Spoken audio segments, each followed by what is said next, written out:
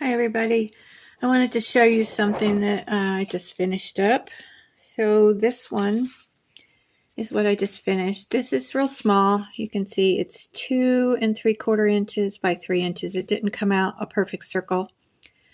These are done by a pattern from Old Tattered Flag that was in Punch Needle Primitive Stitcher magazine. So I stuffed it through a slit here in the back, and then I cut a heart-shaped piece of wool and blanket stitched that on. This ribbon is ruching that I did. Just learned how to do that recently. And then I just put some little tiny little stitches in here to do a hanger. So the ribbon I used for that one is this. That's from Hobby Lobby. And it's $1.99. I got it for half price. And whoops, you can see get a pretty good bit in it. 15 feet of ribbon, and it was only $1.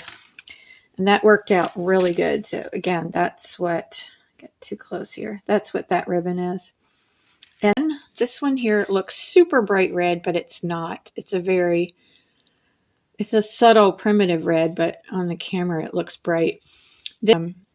And this is sold at Handworked, HANDWORKT, I think is how she spells it.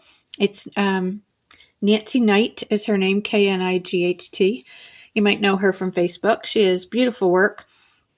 Anyways, she is a distributor for this. She sells it. So if you're interested in any of that, get in touch with her. This one was done. This is kind of it looks almost a tan, but it's green, and it matches the green that's on here. So this is, this ribbon here is the same as this one. And it comes kind of crinkled up like this. If you're going to do the ruching, you want to iron it first. So here's showing you before I finished the back.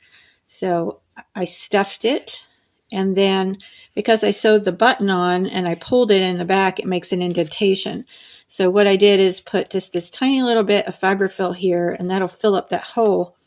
Then I'm going to blanket stitch this heart on, and then I will probably put a little hanger on it, just like I did this one. So I want you to tell me in the comments. I've heard of cupboard tucks and bowl fillers and pin keeps, and those are the kind of little primitive terms that we use. This could be a hanging pin cushion. It's the size of an ornament, but it's not Christmas ornament. So what do you call this if you're going to hang it on a peg rack or on the front of a pie safe, or in my case, maybe the knob of a cabinet like that? What do you call this? So what's the primitive term for that? But this is probably going to be done the same way. And just going to finish this up today. So I wanted to show you how these are working. This one is for sale right now. It's $35. It's in my Etsy shop, which is priviesandprims.etsy.com. There is only one of them, so when it's gone, it's gone.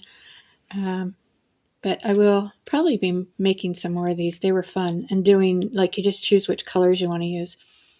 Anyway, that's today's video. Happy punching and stitching and sewing and whatever you're working on. And have a great Easter. Bye, everybody.